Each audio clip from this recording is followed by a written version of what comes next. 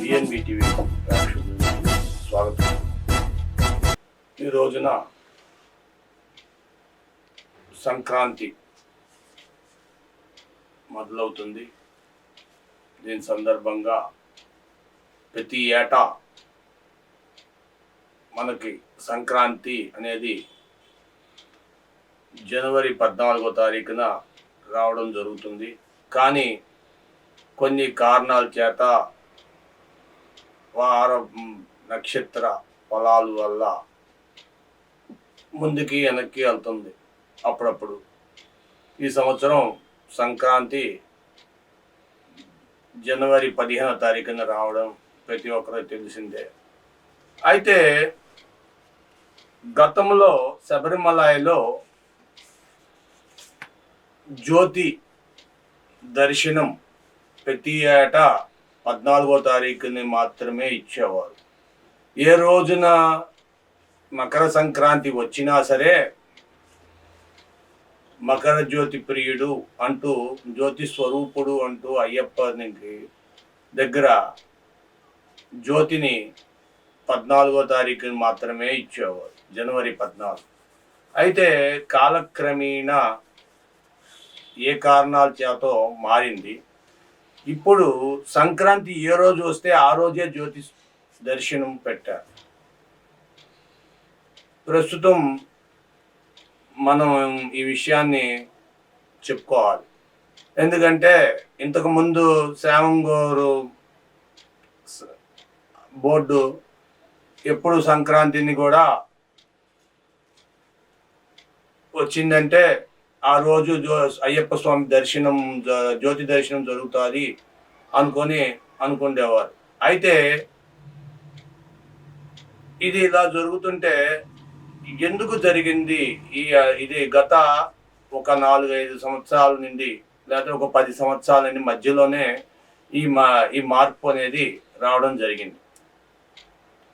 ప్రస్తుతం మన విజయవాడలో కూడా అయ్యప్ప స్వామి గుడిలో కూడా జ్యోతి ప్రదర్శన చేస్తారు.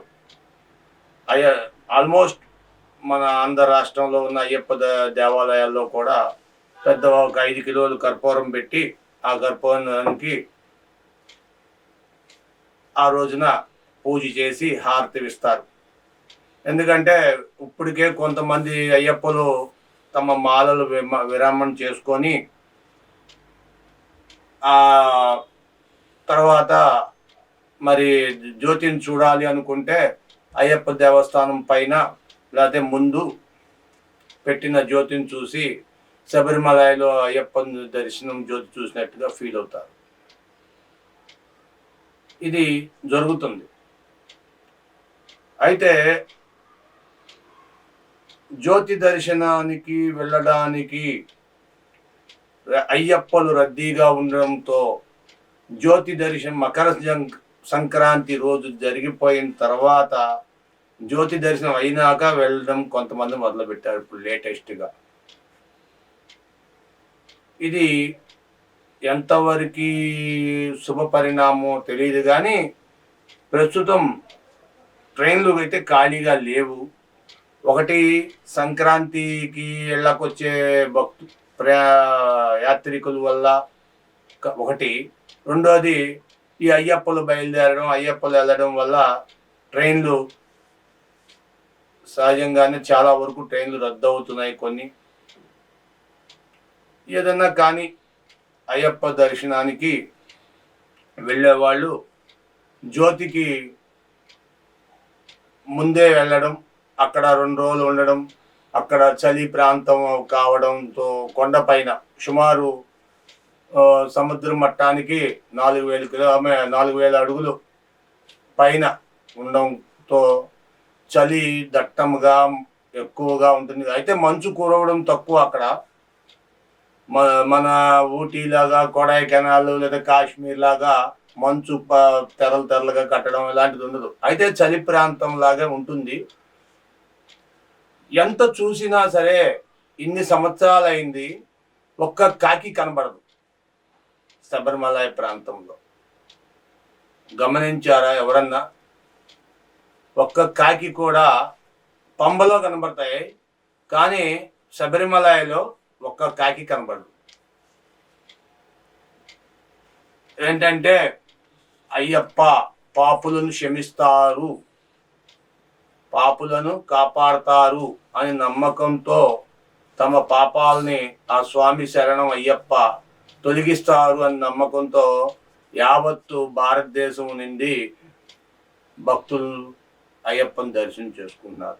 మీకు తెలిసిందే, నిన్న మొన్నటి దాకా ఎంత రద్దీగా ఉందో అయ్యప్ప స్వామి దేవాలయం దగ్గర శబరిమలలో చూశారు. ఇరుముడి ఉన్నంతసేపు ఏ పోలీసు కూడా, ఏ సిబ్బంది కూడా శిరసు పైన ఉన్నంతసేపు ఏమి అనరు. స్వామి పాద అంటారు. ఇరుముడి లేకపోతే వాళ్ళ చేతికి వాటం చూపిస్తారు పోలీసులు.